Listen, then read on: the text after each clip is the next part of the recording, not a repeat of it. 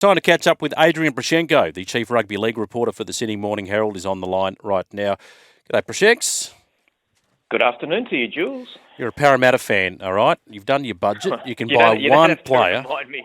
You've got one player, any current player in the competition. Who would you buy? That would help your side. N.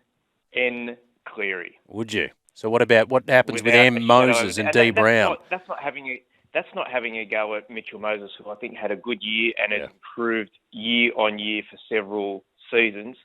But you want an organising halfback in order to win competitions, and he is, by the length of the straight, the best in the business. Mal Meninga might have other ideas. He's got Daly Cherry Evans in his side, and he'll have a decision to make. But for me, it's a no-brainer. Nathan Cleary, I don't know what they're paying him, but he's worth every cent. Okay. If he becomes available and for whatever reason isn't a Penrith Panther anymore, I am all in on him. Okay. I would pay him $1.5 million without. I reckon that's what he's worth. Well, we found that in the budget. We found that, and good afternoon to Mitchell Moses, who's listening live from the Rugby League World Cup. Listen, we'll get to the Rugby League World Cup in a moment, but we're back on this expansion thing, aren't we? And by that I mean, maybe not expansion, but the globalization of the game. They're considering a US game, and tell me about Ashes tests as well. Yeah, absolutely. So I had a chat to Andrew Abdo about both of these things yesterday. Some of these things will be discussed at commission level at a meeting today. Firstly, with the US game, the NRL draw isn't that far away, Jules. We've got to work out what we're doing in 2023, and there is some talk that persists that we could be having a game in the US, and we know that if that is the case, that Manly will be going. South not so keen because they think there's a few logistical issues to work through and we don't have enough time to do that. But certainly there are other clubs, including the Storm and the Roosters, who are very keen. So that's on the table. Whether it happens next year or the year after, it remains to be seen. But hopefully it happens sooner rather than later. And yes, you talked about the Ashes, and I remember back as a kid the old-fashioned kangaroo tours of England. 1990, mate, that was my favourite memory. Two of the best tries you would see, a team try and an individual try. Yeah. Absolutely, and Mal Meninga has said that he'd like to see a return, and if it was to return, it would be for the first time in a couple of decades, and that's on the table as well. And the interesting thing is that the NRL will have probably more say over the international game than at any other point. The International Rugby League Board soon will have Andrew Abdo and Peter V'landys on it. So that's some heavy hitters on the board, and they are looking to expand the game and are looking at different ways of doing that strategically. I like it. I'm a big fan of that.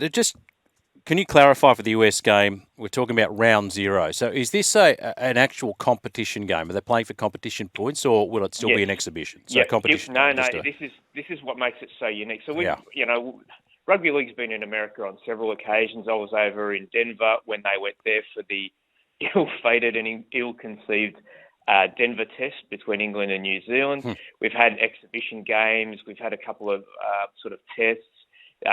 Even going all the way back to Origin, but we've never had competition points played for outside of Australia or New Zealand. So this would be a first. And one thing that Andrew Abdo did say to me was that this wouldn't be a one-off. It's not a sugar hit. We want to do it long term. And that, of course, would be an opportunity to broaden the reach of the game, sponsorship, et cetera, and also there's an explosion of legalised betting over there. So all of those things could play into the NRL's favour if they do it properly. Where are we at the moment with this collective bargaining agreement, mate? Yeah, it's been a schmozzle, hasn't it? Interestingly, I think the salary cap is the least contentious issue. It's normally the headline figure, but there's a lot of points of contention. And I received a letter that the Rugby League Players Association sent to its members, to all the players. And the sticking points, according to this letter and what they're saying, is that they believe under the NRL's proposal for percentage share of revenue that they're actually going to go down. They don't like the trade and transfer windows. Interesting one, this one, Jules. Annual leave. At the moment, senior players are getting up to about 8 weeks, What the NRL wants is for that to be reduced to 6 weeks. So I don't think the players like the idea of having an extra fortnight of work. And there's a few other things like group image rights and all sorts of things. So, but they're the main things, and there's been a feeling that the NRL have only just, starting to take the issue seriously and sitting down at the table. But November 1 is just around the corner, and we haven't got a salary cap for next year, which seems outrageous. So there's a lot of work for those parties to do over the next few days. Yeah. Now, this pride jersey or inclusivity jersey, for want of a better term, the fallout continues. Manly said we will press on with it next year, but Josh Eloy has spoken to Nine News and said if it comes around again, we will not wear it again. So they've got a few issues there at Brookvale. Correct, yes. I wrote a ago that and it's dubbed the Everyone in League jersey that Manly launched. They do want to do that again, and they're sort of damned if they do and damned if they don't, aren't they? Like, if they don't do it, they're walking away from something that's important, and if they do, well, we may have another boycott. And certainly Josh Eloy expressed that opinion that players won't wear it again. He said that his family had received death threats, and spoke also about the fact that he has a gay sister who understood his stand, and he said that the club shouldn't put the players in that position. My understanding is that the club wants to do it again with proper player consultation, which obviously didn't happen the last time around. Whether or not they can sell it to them as a inclusive for everything, it's not necessarily a pride. That's the key, isn't it? Maybe that gets around it. Yeah, that's the key, because that is very important. If people want to live that lifestyle, that's fine. But I think their objection was that they felt that it was somehow, if they wore it, was a promotion of that particular lifestyle. And I think that wasn't the case, as Manly are trying to distance them. No, it's for everyone. It's for everyone. Yep. What if they took the rainbow off it? Would they play? This is the thing, because they see that as symbolic of something that they, on religious grounds don't necessarily agree with. But it's a sticky situation. I don't think it's beyond resolve, though, or beyond resolution. But like you said, they needed to consult a lot earlier and then find a middle ground and explain it and just sell it better and say, this is what we're trying to achieve. Because if you say, look, we're trying to say it's a game for everyone, and Josh, you have a gay sister, I can't see how anyone could object to that. I really can't. Yeah. Do you agree it's a game? Do you agree that gay people can play the game? Yes. Well, then wear a jersey. Yeah, the intention was very good. The execution was shocking. Yeah. I mean, it's to the point where, Des Hasler lost his job over it indirectly. It'll be interesting to see if the NRL actually decides to have its own inclusivity round or everyone in league round or whatever you want to call it. So Peter V'landys has previously stated that that's a possibility. But as it stands, Manly haven't got a coach locked in. They haven't got a settlement with their previous coach. They haven't officially locked in their next coach, although we know it's going to be a 3-year deal, and we know that he's probably going to arrive sometime in mid-November. So, a lot to do for Manly in this off-season. Yeah, see, I'm a Dragons fan, and I'm still saying, as much as we have our own turmoil at the club at the moment, I say it could be worse, we could be Manly at the moment. Mate, Rugby League World Cup, round 3, a lot of one-sided games coming up. Expect a few blowouts. But, people are being critical of this World Cup because of the blowouts, but I think you've got to look at the bigger picture here, don't you? And I'll give you an example. Lebanon, are they a better side than they were 10 years ago? Yes. PNG, another vastly improved side. Wales aren't being disgraced.